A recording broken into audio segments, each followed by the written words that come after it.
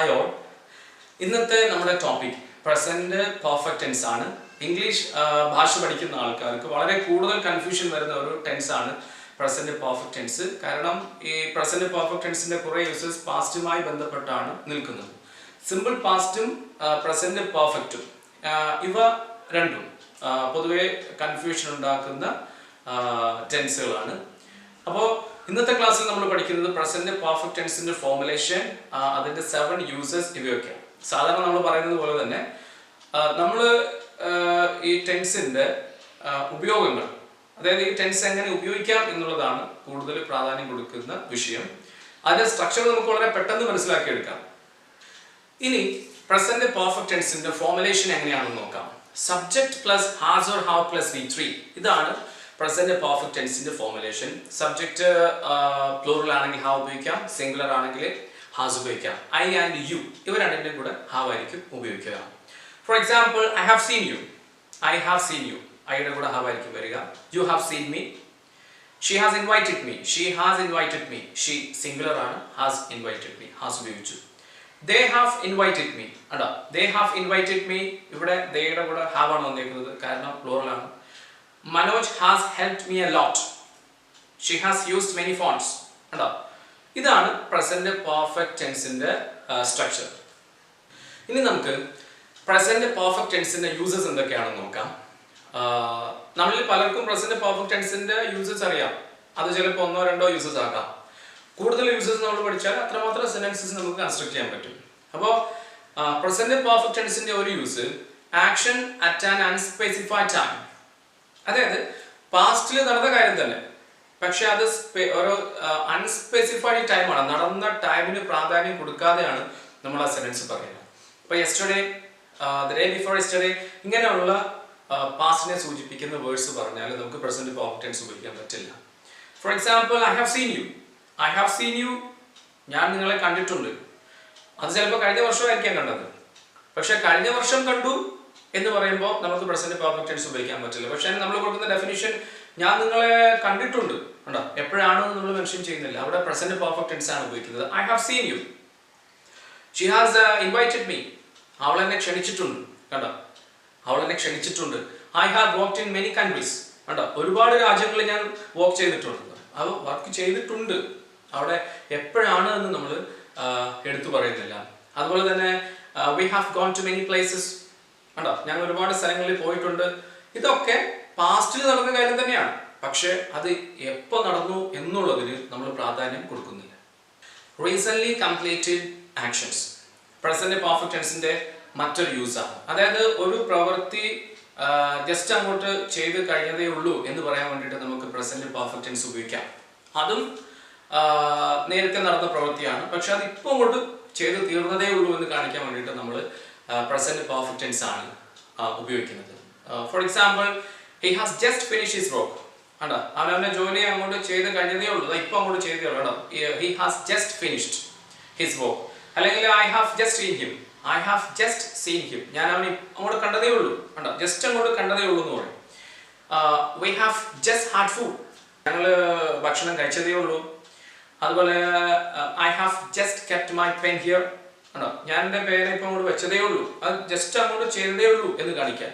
ഈ അർത്ഥത്തിൽ നമ്മൾ പ്രസന്റ് പെർഫെക്റ്റ് ടെൻസ് ആണ് ഉപയോഗിക്കുന്നത്. Action started in the past and continue in the present. അതായത് പാസ്റ്റിൽ തുടങ്ങിയ കാര്യങ്ങൾ പ്രസന്റിൽ കണ്ടിന്യൂ ചെയ്യുന്നുണ്ടെങ്കിൽ നമുക്ക് പ്രസന്റ് പെർഫെക്റ്റ് ടെൻസ് ഉപയോഗിക്കാം. സാധാരണ പാസ്റ്റിൽ തുടങ്ങിയ കാര്യം പ്രസന്റിൽ കണ്ടിന്യൂ ചെയ്യുന്നതാണെങ്കിൽ നമ്മൾ പ്രസന്റ് പെർഫെക്റ്റ് കണ്ടിന്യൂസ് ടെൻസ് ആണ് ഉപയോഗിക്കുക. അതേ അർത്ഥത്തിൽ നമുക്ക് പ്രസന്റ് പെർഫെക്റ്റ് ടെൻസ് ഉപയോഗിക്കാം. പക്ഷേ വേർബ് നോൺ കണ്ടിന്യൂസ് ആണെങ്കിൽ, നോൺ കണ്ടിന്യൂസ് വെർബ്സ്, നമ്മൾ പ്രസന്റ് കണ്ടിന്യൂസ് ടെൻസ് പഠിച്ചപ്പോൾ നോൺ കണ്ടിന്യൂസ് വെർബ്സ് കുറെ പഠിച്ചിരുന്നു. അപ്പോൾ ഈ non continuous verbs present perfect ടെൻസിൽ ഉപയോഗിക്കാൻ പറ്റില്ല. നേരത്തെ തുടങ്ങി ഇപ്പോഴും കണ്ടിന്യൂ ചെയ്യുന്ന കാര്യങ്ങളാണ്, പക്ഷേ നോൺ കണ്ടിന്യൂസ് വെർബ്സ് ഈ പ്രസന്റ് പെർഫെക്റ്റ് കണ്ടിന്യൂസ് ടെൻസിൽ ഉപയോഗിക്കാൻ പറ്റില്ല. For example, I have known him for 5 years, 5 വർഷമായിട്ട് എനിക്ക് അവനെ അറിയാം. അവിടെ നോ എന്ന് പറയുന്നത് ഒരു നോൺ കണ്ടിന്യൂസ് വെർബാണ്, ഇവിടെ പ്രസന്റ് പെർഫെക്റ്റ് കണ്ടിന്യൂസ് ടെൻസ് ഉപയോഗിക്കാൻ പറ്റില്ല. അതുപോലെ തന്നെ 5 വർഷമായിട്ട് എൻ്റെ കയ്യിൽ വാച്ച് ഉണ്ട്, I have had this watch for 5 years കണ്ടോ, അതുപോലെ തന്നെ I have loved him for 10 years. 10 വർഷമായിട്ട് എനിക്ക് അവനെ ഇഷ്ടമാണ്. ലവ് എന്ന് പറയുന്നത് ഒരു നോൺ കണ്ടിന്യൂസ് വെർബാണ്. ഇത് പ്രസന്റ് പെർഫെക്റ്റ് കണ്ടിന്യൂസ് ടെൻസിൽ ഉപയോഗിക്കാൻ പറ്റില്ല. അതുപോലെ തന്നെ ഫോർ ആൻഡ് സിൻസ്, ഈ വേർഡ്സ് നമുക്ക് പ്രസന്റ് പെർഫെക്റ്റ് ടെൻസിലും പ്രസന്റ് പെർഫെക്റ്റ് കണ്ടിന്യൂസ് ടെൻസിലും ഉപയോഗിക്കാം. സിൻസ് ഒരു പോയിന്റ് ഓഫ് ടൈമിനെ കാണിക്കും. ഫോർ പീരീഡ് ഓഫ് ടൈം ആയിരിക്കും. ഫോർ എക്സാമ്പിൾ 10 വർഷമായി ഫോർ 10 years, 5 വർഷമായി ഫോർ 5 years. അതുപോലെ തന്നെ 2010 മുതൽ സിൻസ് 2010 ഉണ്ടോ, 2005 മുതൽ since 2005. Finished action with result in the present, അതായത് പാസ്റ്റിൽ നടന്നുപോയ കാര്യങ്ങൾ, ആ നടന്നുപോയ കാര്യങ്ങൾ ഇവയുടെ റിസൾട്ട് ഇപ്പോഴും ഇമ്പോർട്ടൻ്റ് ആണെങ്കിൽ നമ്മൾ പ്രസന്റ് പെർഫെക്റ്റ് ടെൻസ് ഉപയോഗിക്കാറുണ്ട്. അതായത് കഴിഞ്ഞുപോയ കാര്യങ്ങളാണ്, പക്ഷെ അതിന്റെ റിസൾട്ട് ഇപ്പോഴും ഇമ്പോർട്ടൻ്റ് ആണ്. For example he has gone to Trivandrum ഉണ്ടോ, അവൻ ട്രിവാൻഡ്രത്ത് പോയിരിക്കുകയാണ്. ട്രിവാൻഡ്രത്ത് പോയി, അത് പാസ്റ്റിലാണ് നടന്നിരിക്കുന്നത്, പക്ഷെ അദ്ദേഹം തിരിച്ചു വന്നിട്ടില്ല.